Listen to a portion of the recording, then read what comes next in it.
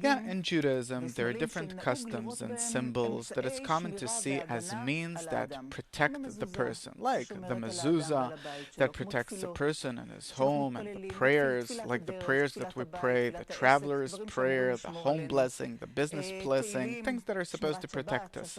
Psalms, keeping the Shabbat, that the Shabbat protects the person. And on this show, we'd like to examine whether these means really protect us, and what is it about each of these means that really does it, that protects us and our life. And I'd like to open with a question: are there really such means that protect a person from life's uncertainties, that protect him from danger and direct him to good? No more than an inner feeling that softens a person, soothes him, gives him a certain sense of security, meaning it's only something psychological. It does not influence any of the occurrences of life in any way.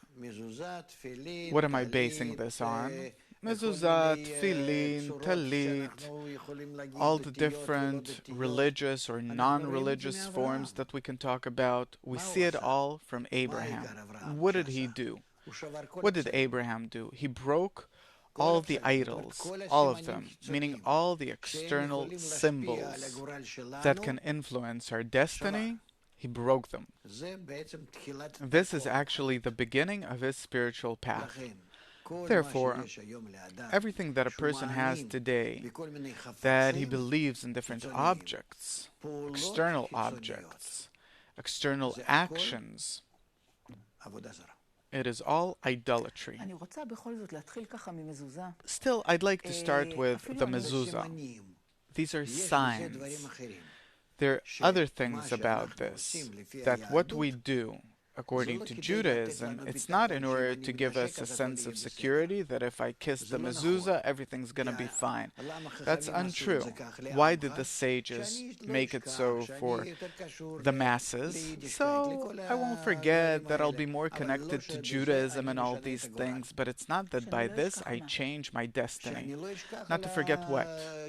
Not to forget about connection with others, the mitzvot, the Torah, all those things that belong to the people of Israel. But that I throw a shekel into a box, into a charity box before I step on the bus so the bus won't explode, that's idolatry. Because I'm disconnected from the Creator, and by that shekel, Israeli currency, I buy a good attitude towards myself. That's gross. But depending for whom. For the masses, for the populace, we have to go down to their level nonetheless. For them it's good. It's not the matter of the shekel that he gives to someone or to something. That's not important. What's important is that by that he's connected to a system of people nonetheless, and so on. There are positive things about it. I'm not making fun of it. I'm not disregarding it. On the one hand, it's worthwhile doing. On the other hand, everything that is good on this level towards a higher level of development is considered idolatry. I want to talk about Jewish symbols. The mezuzah. I'll even say about myself as a secular person. This doesn't only apply to religious people. It was important for me when I moved to my new home to put up mezuzahs. Even my husband, he chose very special parchments, klafim, that go inside the mezuzah, so that it will all be kosher and so on. And there is a sentence that says in the Midrash, a home that has a mezuzah is protected by the Creator. What is it about the mezuzah? And is there maybe something more internal about it that does protect those inside the house? No, and nothing. Not even on a deeper level? On a deeper level, of course not. But on the external level, psychologically wise, it gives a person a sense of security, a better feeling. more comfortable. What is man, all in all? You're a psychologist. You know that it's important for a person lives his life, and this way he calms himself down, like a sedative. But that's it. If a person really wants to be protected under the upper force, he has to study the upper force, he has to be connected with the upper force, he has to know what and how does he do in order to correctly keep the desire of the upper force. It's not that what the person wants, but in accordance with the purpose of creation, the purpose of the entire system. What does he have to do? And if he'll do it, certainly he will be favorable in the eyes of the upper system, called the Creator, and this way he will promise himself a good, nice, and quick advancement. So if I understand what you're saying, there are two levels of connection. There's the fundamental level for the masses, where a person doesn't connect with anything, but he works instinctively. He's being operated from above, and he always responds instinctively, according to what comes from nature. What does it mean that he's operated from above? I don't know. I got a prick. Ouch! The prick comes from above, and my instinctive response comes from beneath, from myself. Oi! This is how we're operated all the time. So there's a system that's operating us in any given moment, at any given moment. Yes, there's an endless amount of strings pulling each and every one of us, and this is how we exist inside the system. And there's a higher level that no longer pertains to the masses, but it speaks about a connection which is a connection with the upper force. Yes. And you say that for this, there's no need for any external objects, but it's an inner process that a person goes through. Right. Still, many times I hear you say that there is a connection between all the things that exist in our world, and certainly the Jewish symbols. They have a certain root and branch, which is much deeper, but not that they work this way. That if I take a mezuzah, then there is an upper force in it. God forbid, no. But it points at a certain upper force that by the symbols of the mezuzah I can say what is the klaf, what is the writing, what is the text itself, and the way it's written, and who wrote it, and so on. By this, from this, I can learn about the source, the upper source of the mezuzah, that there is a special force in nature called mezuzah, and this force protects the home. The home is called the soul. So there is the soul, and there is the mezuzah in the soul, and this is how I learn these things, but not that it's in my house, and there's the mezuzah, and it's holy. But what it points at in the spiritual world, at the special role of the Creator, that the Creator has over the souls, that's called holy. In this world, there's nothing holy. So we learned that our home is the soul.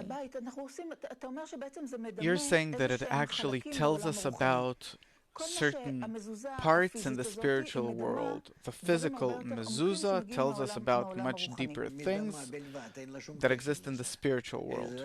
It's only a sign. It has no connection to the spiritual world. A sign for what? A sign that if I build my soul, I build it under a special protection called mezuzah. What does it mean to build the soul? To build the soul, it means that I have to restrict my desire, put a masach screen over it, and ol chozer, reflected light.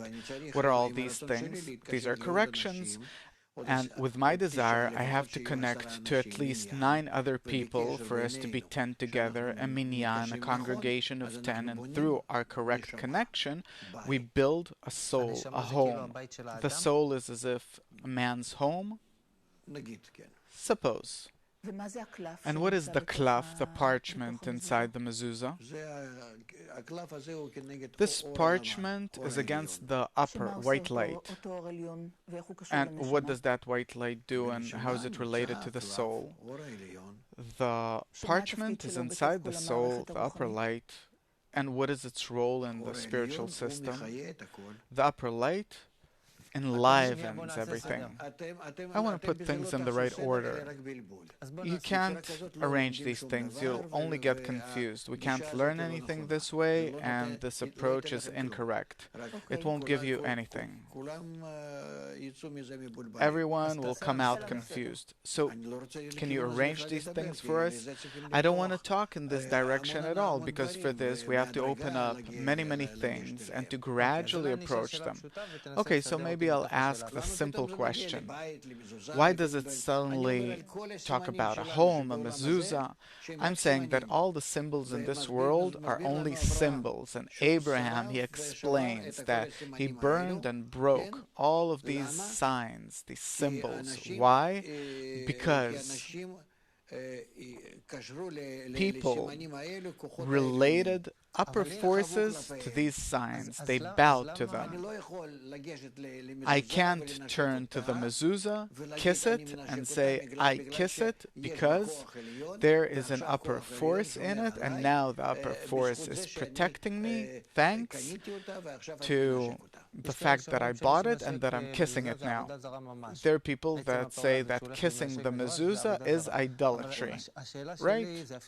So my question isn't even about that. My question is simple.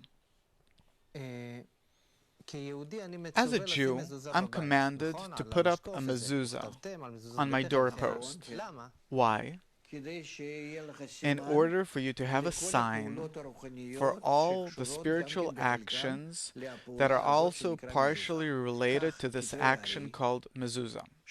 Take the writings of the Ari, Shara Kavanot, the Gate of Intentions, and start learning from there what a mezuzah is.